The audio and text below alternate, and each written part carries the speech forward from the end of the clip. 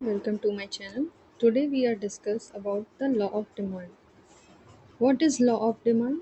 If other things remains constant, price of the commodity falls, the quantity demand of it will rise, and if the price of the commodity rises, its quantity demand decline.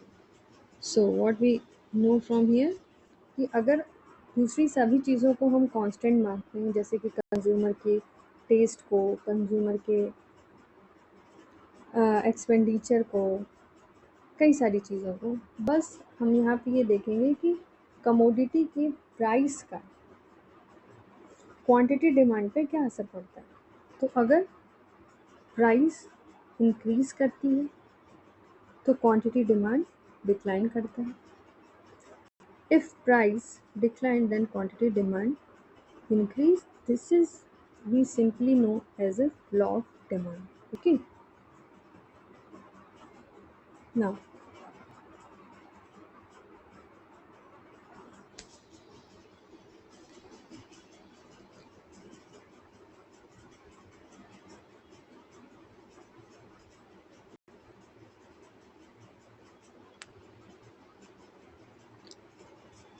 अब हम अगर अपने दूसरे बिंदु पर चलें और इस ग्राफ से हम समझने की कोशिश करें कि क्वांटिटी डिमांड क्या होती है, तो यहाँ हम पाएंगे कि जब प्राइसेस क्या होती है, जब प्राइस 4 होती है, हम प्राइस को डिनोट करें या क्वांटिटी डिमांड को डिनोट करें, तो जब प्राइस हमारी हाई है तो क्वांटिटी डिमांड कितनी कर रहे हैं हम, प्राइस 4 पे हम 10 क्वांटिटी डिमांड कर रहे हैं। लेकिन प्राइस जैसे ही 1 पे आती है हमारी क्वांटिटी डिमांड क्या करती है, इंक्रीज कर जाती है। ठीक है, तो अब हम चलेंगे अपने नेक्स्ट पॉइंट पे। मूवमेंट फैक्टर क्या होता है और शिफ्ट फैक्टर क्या होता है। मूवमेंट फैक्टर ये होता है कि जब डिमांड में चेंज सिर्फ प्राइस की वजह से हो तो उसे हम मूवमेंट फैक्टर कहते हैं। इसे हम अभी आगे डिटेल में भी समझेंगे। और शिफ्ट फैक्टर क्या होता है कि जब डिमांड में चेंज प्राइस की वजह से ना होकर के अदर फैक्टर की वजह से हो तो उसे शिफ्ट फैक्टर कहते हैं। Okay, now what is derived demand. Derived demand क्या होती है कि कुछ गुड्स ऐसे होते हैं जिनकी हम डायरेक्टली डिमांड नहीं करते हैं। अगर हम कार की डिमांड करते हैं तो हम आयरन की डिमांड नहीं करते डायरेक्टली, स्टील की डिमांड डायरेक्टली नहीं करते। अगर हम मैगी की डिमांड करते हैं तो हम व्हीट की डिमांड डायरेक्टली नहीं करते क्योंकि व्हीट से ही आपका मैदा बनता है। So derived demand is some goods are not demanded by consumer to satisfy their wants directly, but they are used to produce other goods which directly satisfy their wants. Example, demand for raw materials, machines, जैसा कि हमने अभी आपको example से discuss किया। Now if we are looking for the जैसा movement along a demand curve क्या होता है, जब हम मूवमेंट अलोंग डिमांड कर की बात करेंगे तो यहाँ पे लॉ ऑफ डिमांड अप्लाई होता है। तो जब मूवमेंट आपसे पूछे तो आपको लॉ ऑफ डिमांड दिमाग में लाना है।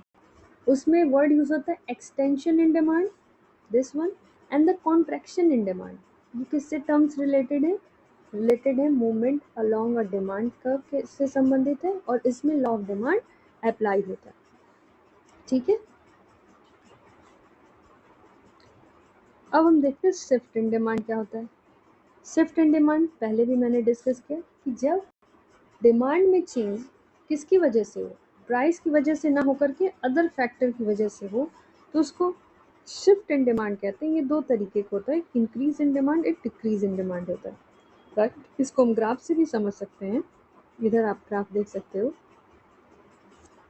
कि जब इसे हम फॉरवर्ड शिफ्ट भी कहते हैं किसको, जब इंक्रीज इन डिमांड होता है कि देखिए प्राइस हमारी क्या है, कांस्टेंट है, but due to some other factors our demand increases. Okay, so हमारी डिमांड क्या हो रही है, इंक्रीज हो रही है, तो इसको क्या कहते हैं, इंक्रीज इन डिमांड कहते हैं। इंक्रीज इन डिमांड में क्या होती है, प्राइस कांस्टेंट है और अदर फैक्टर्स की वजह से डिमांड हमारी बढ़ गई।